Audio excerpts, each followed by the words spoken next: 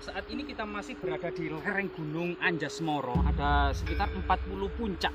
Ada yang puncak Watu Jengger, puncak Watu Semar ya, banyak sekali. Bahkan dan puncak tertinggi memang puncak Anjasmara. Bahkan Gunung Anjasmara sendiri merupakan perbatasan dari 5 daerah ya, antara lain Kabupaten Mojokerto, Kabupaten Jombang, Kabupaten Kediri, Kota Batu, dan Kabupaten Malang. Dan ternyata memang pegunungan ini sangat misterius. Di samping sampai saat ini masih terkenal dengan binatang-binatang liarnya. Nah, di lokasi ini kita akan mendapati sebuah jejak-jejak kabuyutan atau peradaban Kapitayan atau peradaban megalitik neolitik atau peradaban batu besar ya. Nah, di sini ada susunan batu-batu raksasa yang membentuk semacam circle stone atau batu tenggelam ya. Yang batu-batu besar ini luar biasa sekali. Dan kita hampir bagaimana kemudian leluhur kita mengangkatnya dan mengumpulkan dalam satu lokasi seperti ini. Bahkan batu di sini sangat besar sekali yang ditopang oleh batu-batu kecil ya. Kemungkinan ini pada masa lalunya adalah semacam kubur batu masa prasejarah ya, atau juga disebut masyarakat saat ini sebagai kubur naga. Nah ini. Nah kemudian setelah itu kita akan mendapati semacam struktur punden berundak-undak. Jadi di sini ada jalan setapak menuju sana yang ternyata terdiri dari struktur batu alam. Jadi batu-batu alam ini membentuk semacam formasi tertentu yang sangat misterius ya. Saat ini memang bagian dari lingkaran tengah ini ditanami dengan tanaman berbagai macam herbal ya. Ada kunci, ada kunyit, ada temulawak yang itu memang sangat bermanfaat bagi menambah imunitas ya tubuh kita, termasuk memang antivirus ya.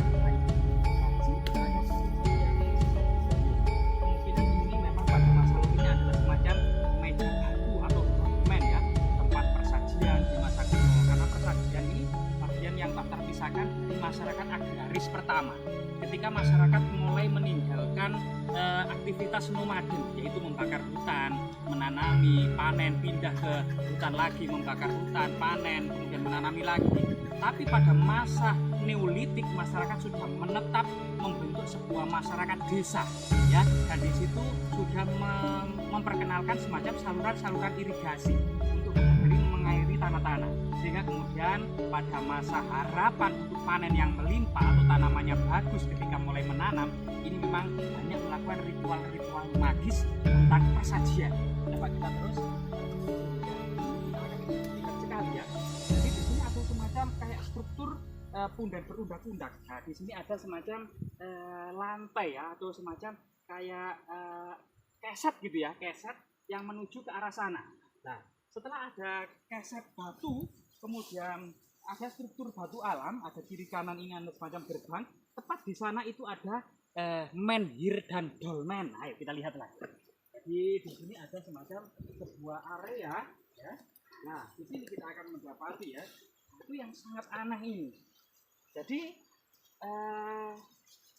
kita akan bisa melihat di sini semacam batu yang rata. Kemungkinan dahulunya memang meja batu purba atau masa prasejarah sebagai meja persajian tepat. Kemudian di depannya ada menhir ya, atau tugu batu. Yang kita lihat tugu batu ini sedikit kemudian seperti memang pada suatu masa tertentu diangkat oleh leluhur kita, batu-batu besar ini, kemudian diletakkan di atas batu ini.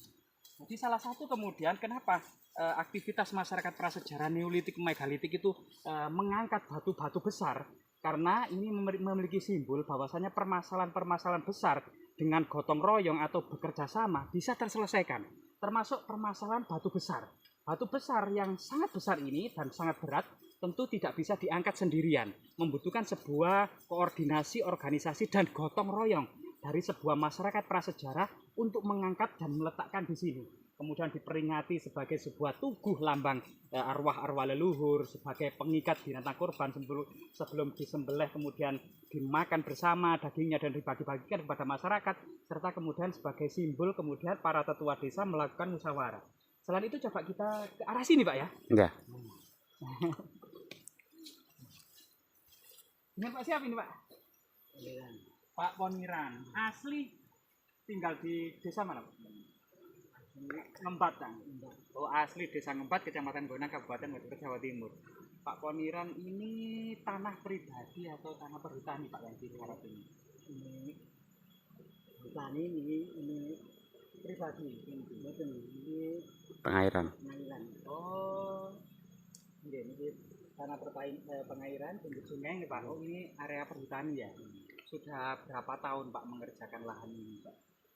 Nah, kurang lebih ya, berapa tahun? Gangsal welas tahun Pak. Oh, kurang lebih. Apa diwariskan dari orang tuanya atau beli? Babat.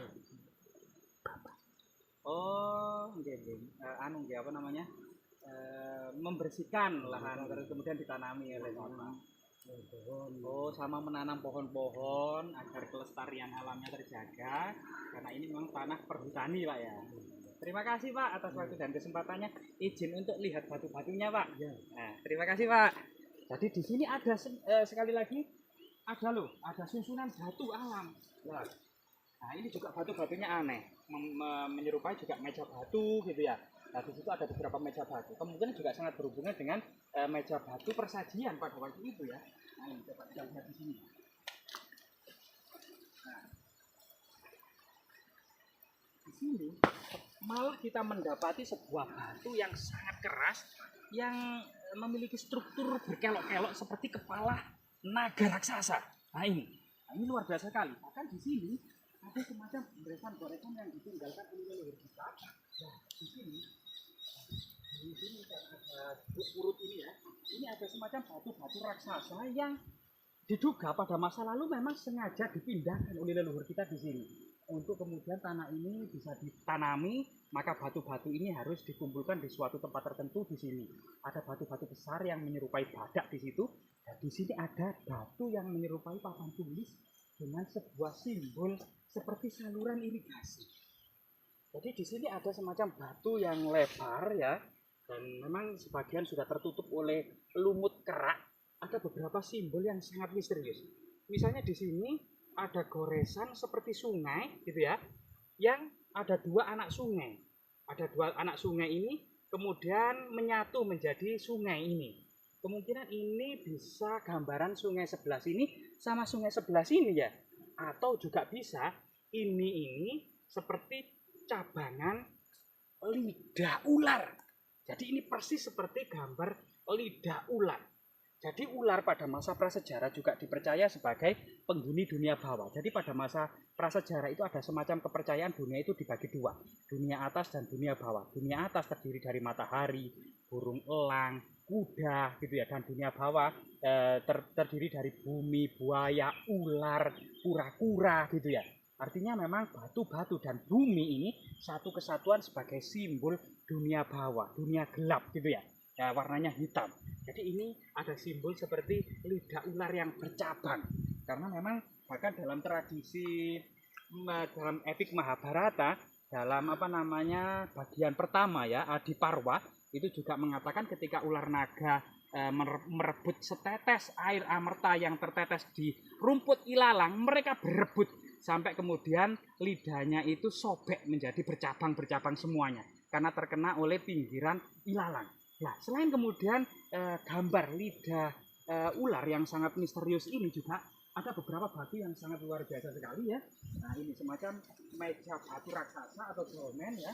Nah, di sini juga susunan batu-batu menyerupai hewan-hewan. Nah, di sini juga banyak. Jadi di sana ada beberapa seperti kura-kura raksasa gitu ya. Ada beberapa jejak kura-kura raksasa. Kura-kura juga pada masa prasejarah juga disimbolkan sebagai simbol dunia bawah. Dan yang paling kentara itu di sini. Ada kepalanya gitu ya. Nah, di sini juga persis ini adalah kura-kura. Jadi batu yang sangat misterius ini memang ditumbuhi oleh rerumputan di sini ya. Biar menambah kemudian keindahan batu-batu ini ada kepalanya. Nah, ini ada kepalanya dan di sini ada semacam tempurungnya. Jadi ini lebih menyerupai kura-kura darat daripada kura-kura laut ya, atau kura-kura penyu ya, atau kura-kura sungai itu namanya bulus atau apa ya, bulus itu bahasa Indonesianya ya. Bulus itu apa ya? Labi-labi ya, labi-labi. Bulus atau labi-labi itu kura-kura air sungai ya, atau kemudian penyu itu laut, tapi ini menyerupai kura-kura darat. Kemungkinan pada masa lalu memang hutan atau lereng Gunung Anjas Moro ini sebenarnya di daratan-daratan ini banyak sekali kura-kura yang saat ini tentu punah ya.